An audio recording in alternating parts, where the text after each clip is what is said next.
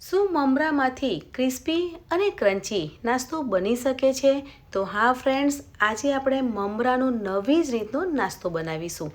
નાસ્તો બનાવવા માટે મેં 4 વાડકી મમરા લીધા છે અને એક મોટા વાસણમાં 3 ગ્લાસ પાણી લીધું છે અને તે જ પાણીમાં મમરા ઉમેરવાના છે. એટલે મમરાને પાણીમાં પલાળવાના છે અને 5 મિનિટ સુધી મમરાને પાણીમાં પલાળીને મૂકી દેવાના છે. એટલે મમરા પલળી જશે એટલે સોફ્ટ થઈ જશે.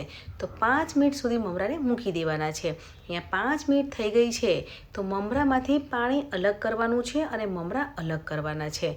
હવે આપણે મિક્સર જાર લેવાનો છે અને જારમાં મમરા લઈ લેવાના છે અને ક્રશ કરવાના છે. મમરાને ફાઇન ક્રશ કરવાના છે. હવે આપણે મોટું વાસણ લેવાનું છે અને ક્રશ કરેલા મમરા વાસણમાં લઈ લેવાના છે અને તે જ રીતે બીજા મમરાને મિક્સર જારમાં લઈ લઈશું અને ક્રશ કરી લઈશું.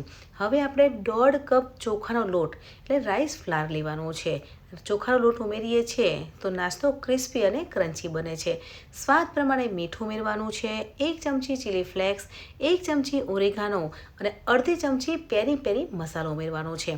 પેરી પેરી ફ્લેવરનો નાસ્તો બનાવીએ છીએ એટલે હું પેરી પેરી મસાલો ઉમેરું છું. તમારે પેરી પેરી મસાલો ના ઉમેરવો હોય તો સ્કીપ કરી શકો છો.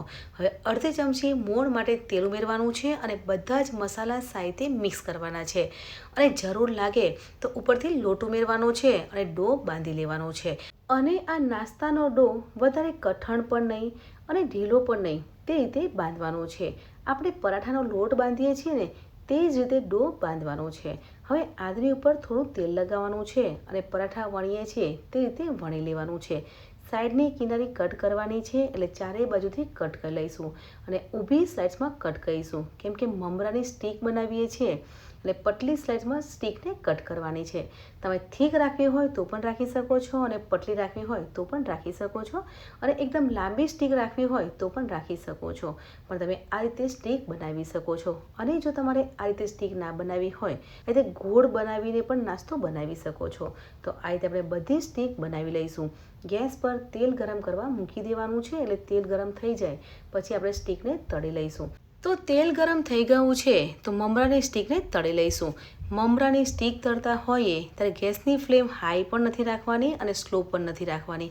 મીડિયમ ગેસ પર મમરાની સ્ટીકને તળી લઈશું. એટલે ગોલ્ડન લાઇટ બ્રાઉન કલરની થાય ને ત્યાં સુધી તળી લેવાની છે. તો આ રીતે આપણે બધી જ મમરાની સ્ટીકને તળી લઈશું. અહીંયા મેં કટ કરીને સ્ટીક બનાવી છે.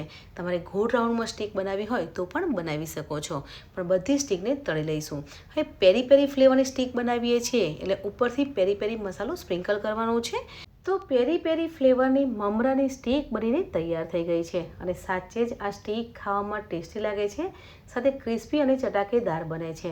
અને આજે આપણે મમરાનો નાસ્તો બનાવ્યો છે તે નાસ્તામાં મેદાનો લોટનો ઉપયોગ નથી કર્યો કે બટાકાનો પણ ઉપયોગ નથી કર્યો, છતાં પણ નાસ્તો એકદમ ક્રિસ્પી અને ટેસ્ટી બને છે. એકવાર જરૂરથી ટ્રાય કરજો. મળીએ છીએ નવી રેસીપી સાથે. ત્યાં સુધી બાય બાય.